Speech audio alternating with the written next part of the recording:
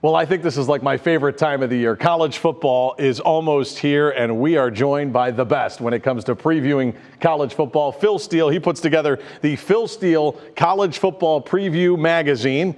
You can pick it up at Barnes & Noble. I know you can pick it up online. And Phil joins us in studio. Cannot wait for all the action to kick off. Phil, appreciate you coming by. Want to start with Ohio State, right? This is a big Buckeye area. A lot of people focusing on Ohio State this year. They should be really good. Just what is your take on Ryan Day's Buckeyes as we head into this season? Well, right now in the power poll in the magazine, I have number 2 in the country. Let's keep in mind they were a missed field goal away from winning the national championship last year. I think if that field goal went through against Georgia, they would have taken care of business against TCU. Now, there's question marks in the offensive line at tackle. A little bit of question mark on the defense, but I think they'll be improved. And, of course, the quarterback question mark. My biggest question mark with Ohio State's actually the schedule. They have to play Notre Dame on the road. They have to play Wisconsin on the road the week after they play Penn State. And they, of course, play Michigan on the road. I actually think this is Jim Harbaugh's best team he's put on the field in his 9 years. My number 2 rated offensive line. They've got a veteran quarterback in J.J. McCarthy, a loaded defense. Michigan's got the much better schedule. So while I think Ohio State might have a little more talent than Michigan does overall, I went with Michigan winning the Big Ten by the fact they've got the better schedule. Their toughest road game is at Penn State. They don't have 3 tough road games like Ohio State. Well, and I'm with you on Ohio State. Had they beat Georgia in that game, I think they beat TCU in the national championship. Yeah, and it's so that's the frustrating part. Saying that, they've struggled against Michigan. Ryan Day, I mean, do we feel like he's on the hot seat here? You know, I was surprised the amount of uproar came after losing to Michigan 2 in a row. What happens if he loses 3 in a row? I wouldn't think they would let go of Ryan Day with the overall record that he has, but I think the fans will definitely be in an uproar. It's very interesting. The Big Ten East, you talked about Michigan a little bit. Another team, though, and you write about them here in the magazine, is Penn State. And a familiar name at quarterback in Drew Aller, who played high school football at Medina. This Big Ten East, Phil, it is loaded. All 3 teams are in the top 5 of my power poll. My power poll is the overall talent. Yeah. And when you look at Penn State, they've got the best offensive line they've had under Franklin. Defensively, when I went over the team with them, they basically go 3 deep at every single position.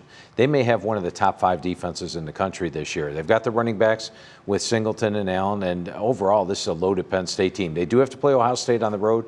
They get Michigan at home. They gave Michigan a great test the last time they came to Happy Valley. I think Penn State's a legitimate contender in the East. I was originally, those 3 teams all lumped together. I was going to go with the one that got the other 2 at home. Naturally, everybody plays one of the others on the road. There you have it. Ohio State, you mentioned the schedule. That game we have circled here on NBC is September 23rd. Ohio State versus Notre Dame in South Bend. They played last year. Now Notre Dame gets Ohio State at home. Notre Dame plays a lot of football here on NBC. What's your thought on the Fighting Irish and what's Ohio State getting into as they take them on? Yeah, Notre Dame's my new number 1 surprise team in the country because they're not ranked in the top 10. And Marcus Freeman last year opened up 0-3. He lost the bowl game, lost his first 2 games of the season. After that, 9-1. They beat Clemson 35-14. The defense is loaded, 8 starters back from a really good defense. The offensive line's loaded. And last year, they basically used a backup quarterback. Now they've got Sam Hartman, one of the best QBs in the country.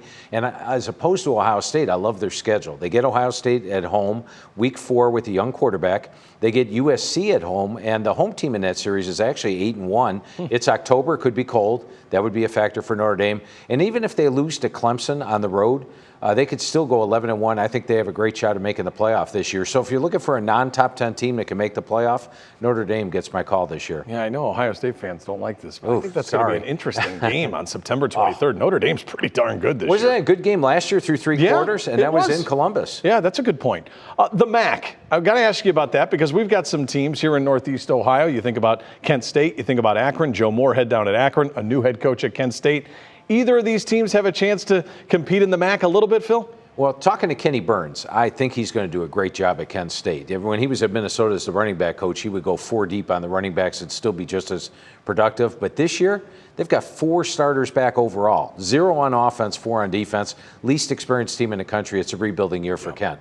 Now, Akron last year showed me something at the end of the year. During the season, the last 4 games, they were plus 109 yards per game. That's not like a team with a horrible losing record. Moorhead brought in more and more recruits again this year. I think Akron could flirt with the bowl game. I'm not going to call them a contender in the East, but a bowl game possibility for Akron this year if the newcomers really have the impact I think they could. You know, we're at a really interesting time for college football right now, right? You've got the conferences that are changing. You've got the expansion of the college football playoff that will be coming. A guy like you, the guru when it comes to college football, where do you stand on all this? I'm not happy with the realignment. I'm a traditionalist growing up in Ohio. The Rose Bowl is Big Ten versus Pac-8, Pac-10, Pac-12.